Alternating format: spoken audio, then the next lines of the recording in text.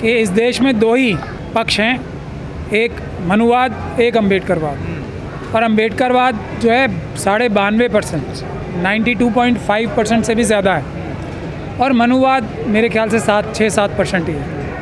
तो जितने ऐसे सम्मेलन होते जाएंगे उससे एक जागरूकता बढ़ रही है, और जैसे ही ये जागरूकता बढ़ेगी तो मैं समझता हूँ रातों रात परिवर्तन आएगा और सत्ता जो है अम्बेडकरवादियों के हाथ में आएगी। और फिर जो ये देशद्रोह हो रहा है आज, जो ये नाइंसाफ़ी हो रही है, जो ये छुआछूत दोबारा शुरू करने की कोशिश हो रही है, ये सभी समाप्त हो जाएगा। और भारत देश जो है, भारतवर्ष जो है, अम्बेडकर साहब के सपनों का भारतवर्ष बनेगा, जिसमें सभी बराबर हैं, सभी का हक बराबर है, कोई अडानी अंबानी नहीं है, सभी लोग बराबर हैं, सबका हक बराबर, सब देश के मालिक हैं। और ये जो पदों पर बैठे लोग हैं, ये देश के नागरिकों के नौकर यानी कि सेवक हैं, ये बात क्लियर हो जाएगी। लेकिन जो सवाल वही है ना, सामाजिक संगठन अपना काम कर रहे हैं, मिशन पे काम कर रहे हैं, राजनीति तो धरातल में चली गई। देखिए, सामाजिक अगर एकता बन जाएगी, राजनीति में आपसे कह रहा हूँ ना, रातों रात ठीक हो जाएगी। आज भी मनुवादी धोखाधड़ी करके भी ईवीएम के माध्यम से लोगों को जात पात पे और धर्म के नाम पे लड़ा के कितने वोट पाते हैं? कुछ भी वोट नहीं है ना। आज भी देश की मेजॉरिटी 2/3 लोग तो कम से कम, इतनी सब धांधलियों के बावजूद भी 2/3 लोग मनुवाद के खिलाफ वोट देते हैं। लेकिन हमें जब हम 92% एक तरफ वोट देने लगेंगे, वो सामाजिक कार्यक्रमों से ही होगा। और इसीलिए ऐसे सामाजिक कार्यक्रमों का हमें स्वागत भी करना चाहिए, इससे प्रेरणा लेनी चाहिए। ज़रूरत इस बात की है कि हमारे नेता जो हैं, सामाजिक, राजनीतिक, दूसरे प्रोफेशनल्स आगे आएँ, पीसफुल प्रोटेस्ट करें, गिरफ्तारियां दें, जेल भरो आंदोलन करें, तो रातों रात स्थिति बदल जाएगी, मनुवाद भाग जाएगा, अम्बेडकरवाद लागू हो जाएगा। सर, आप लोग कहते हैं जातिवाद खत्म होना चाहिए, लेकिन कई बहुजन लोग ऐसे वो कहते हैं कि जातिवाद इतना कर दो कि जो जातिवादी लोग हैं वो परेशान हो जाए। नहीं, जातिवाद हमारा बाबा साहब का मकसद जो क्या था, सभी लोग बराबर हैं ये स्थापित करना, कोई और मकसद नहीं है। सभी लोग बराबर हैं, सभी लोग देश के मालिक हैं, बराबरी से मालिक हैं। फिर आप अपने आप को किसी भी नाम से जानो, उससे कोई मतलब नहीं होना चाहिए। ये बात बुनियादी बात है। जो ये हकमारी होती है जाति के नाम पे, उसके बाबा साहब भी खिलाफ थे, उसी के हम सब खिलाफ कि जो लोग 7.5% भी ना हो के देश के 95% सभी संपदाओं पे कब्ज़ा करके बैठे हैं, देश की 95% सीटों पे कब्ज़ा पर करके बैठे हैं, वो क्राइम है, अपराध है। हम चाहते हैं कि 100% आरक्षण होना चाहिए। हर एक व्यक्ति का जितना अधिकार है देश पे, वो उसको मिलना चाहिए। जो वर्तमान स्थिति आपको लगता है बदलाव होगा? मुझे लगता है वर्तमान स्थिति में इतने ज़्यादा जो मनुवाद है, उसकी जो एकदम चेहरा बेनकाब हो चुका है, उसकी जो भारत के दुश्मन ताकतें हैं, जैसे चाइना है, पाकिस्तान है, इजराइल है, इसके साथ इनके जो रिश्ते हैं देश को कमज़ोर करने के, देश को धोखा देने के, देश की आम जनता का रोटी कपड़ा और मकान छीन के अपने गुजराती मनुवादी मानसिकता के बिजनेसमैन को देने के लिए, चाइना को देने के लिए, पाकिस्तान को देने के लिए, इजराइल को देने के लिए वो बेनकाब हो चुका है। तो मैं समझता हूँ कि एक तरह से ये अच्छा ही हो रहा है जो हो रहा है। हम लोग तो जो ये धन चुराया गया है, जो ये लाखों करोड़ रुपए मनुवादी मानसिकता के लोगों ने चुराए हैं, वो वापस ले लेंगे। लेकिन देश के लिए अच्छा हो रहा है कि इन लोगों के चेहरे बेनकाब हो रहे हैं। ये असली देशद्रोही बेनकाब तो हो रहे हैं, लेकिन मजबूत भी तो हो रहे हैं सर, साथ के साथ। आपको लग रहा है मजबूत हो रहा है, ये बहुत कमज़ोर हो रहे हैं। जितना ये जुल्म और अत्याचार कर रहे हैं अम्बेडकरवादियों पे, उससे साफ जाहिर है कि कितना ज़्यादा डरे हुए हैं, कितना ज़्यादा घबराए हुए हैं, कितने ज़्यादा ये एकदम निराश हो चुके हैं। हम लोग बहुत आशावान हैं, जल्दी ही मनुवाद एकदम टोटल देश से ख़त्म होगा और अम्बेडकरवाद स्थापित होगा। उनका एक व्यक्ति आता है और हमारे 10 व्यक्तियों को धमका के चला जाता है, ऐसा प्रचार किया जाता है। उनको डर क्यों नहीं लगता? उनको डर क्यों नहीं लगता है कि वो हमारे ऊपर कोई अत्याचार करेगा, हमारे ऊपर कोई जोर जबरदस्ती करेगा तो उसके खिलाफ भी कुछ हो सकता है? क्यों? क्योंकि उसको डर नहीं लगता है, इसलिए वो इस तरह की चीजें ज्यादा करता है। अगर उसको डर लगने लगे, अगर उसको डर लगने लगे कि वो मेरे घर पे आएगा, मेरे घर पे मोहल्ले में आएगा और वहां पे आग लगाने का सोच रहा है, तो हो सकता है कि उस आग में हम जिंदा ही उसको फेंक दें, तो फिर वो आसानी से आएगा नहीं। ये डर हम पैदा नहीं कर पा रहे, ये हमारी कमजोरी है। आप अभी घासीदास जी का नाम मैं ले रहा था, सतनामी समाज है मध्य प्रदेश और छत्तीसगढ़ के अंदर। उन्होंने एक बात कही, ये 1830 में कही है सर, 1830 में इनका जन्म हुआ है 1756 के अंदर।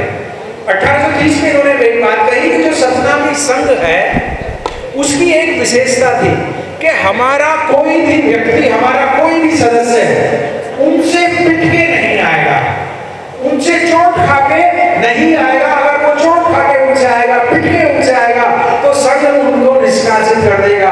कहने का मतलब ये था कि चाहे अकेले हो, आपको उनसे लड़ने का प्रयास करना होगा, उनको जवाब देना होगा।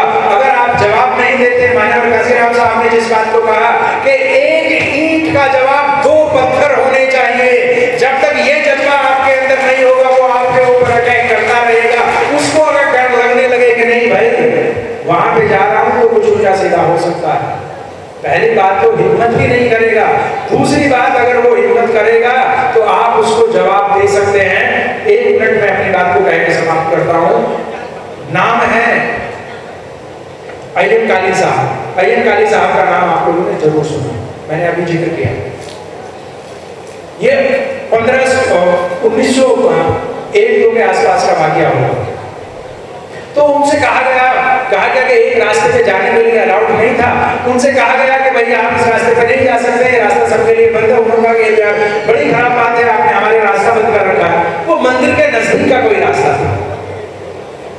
तो उन्होंने कहा कि भाई ठीक है भाई, कल हम इस रास्ते पे चलेंगे। उन्होंने एक घोषणा कर दी अय्यन काली ने कि कल हम इस रास्ते पे चलेंगे, देखता कौन। तो समाज के जो बुजुर्ग साथी थे वो कहने लगे कि यार ये लड़का जो है खुद भी पिटेगा और हमें भी पिटवाएगा। शाम को जो है पंचायत हुई, और पंचायत होती है, उसमें सब लोग कहते हैं कि नहीं भाई हम वहां पे नहीं जाएंगे, हमें मरना नहीं है, हमें पिटना नहीं है, और ये दुनिया भर की कहानियां। उसका मनोबल तोड़ने की बात है। उन्होंने कहा कि ठीक है भाई, मैं भी नहीं चाहता कि हम लोग पिटे, लेकिन ऐसा तो एक मध्यम मार्ग तो निकल सकता है कि हम पिटे भी ना और काम भी हो जाए। वो कहते कि हाँ क्या बताइए। कहते कि मुझे आप 25 लड़के दे दीजिए, 6 फीट के 25 लड़के दीजिए आप, और इन 25 लड़कों के हाथ में 7-7 फीट की लाठी दे दीजिए। हम वहां पे जाके सिर्फ खड़े हो जाएंगे यहाँ पे, और जैसे ही वो 200-300 फीट की दूरी पे होंगे हम लाठियां फेंक के वापस आ जाएंगे। कहते कि इसमें तो कोई बड़ी बात नहीं है, 200-300 फीट से तो हम आसानी से भाग सकते हैं। कि चलो जी ठीक है, 25 लड़के, जवान लड़के सुबह साफा बांध के और 7-7 8-8 फीट की लाठी लेके खड़े हो गए यहाँ पे, और यहाँ से खड़े होकर वो दूर से देख रहे हैं। तो इसने अय्यन काली ने कहा यार अभी तो बहुत दूर है, चलो ना थोड़ा सा 10 कदम चले। अब वो देख रहे हैं कि भैया 25 जवान 8 फीट की लाठी लेके चले आ रहे हैं और सर पे कफन बांधा हुआ है। वो हजारों की संख्या में थे, लेकिन थी तो भीड़।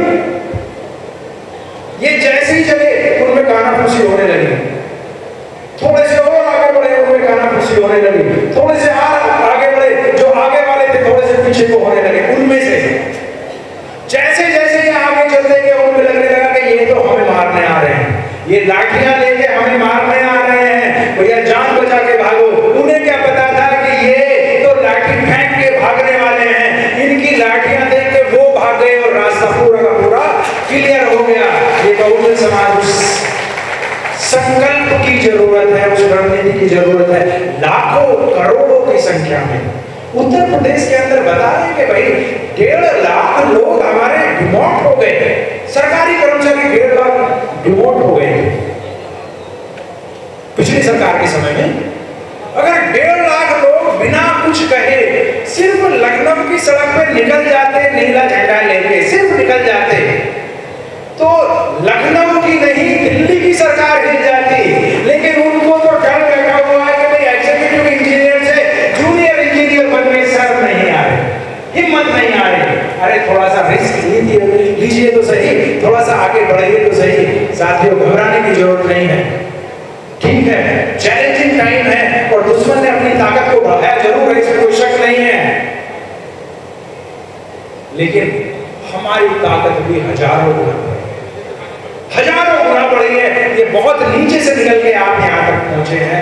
कुछ अगर यकीन नहीं आता है तो अपने दादा नाना का समय याद कर लीजिए और सोच लीजिए कि ताकत बढ़ी है या नहीं बढ़ी है, और अगर बढ़ी है बाबा साहब अकेले अगर उनको दूध चटा सकते हैं तो हम तो मिट्टी में मिला सकते हैं। जय भीम।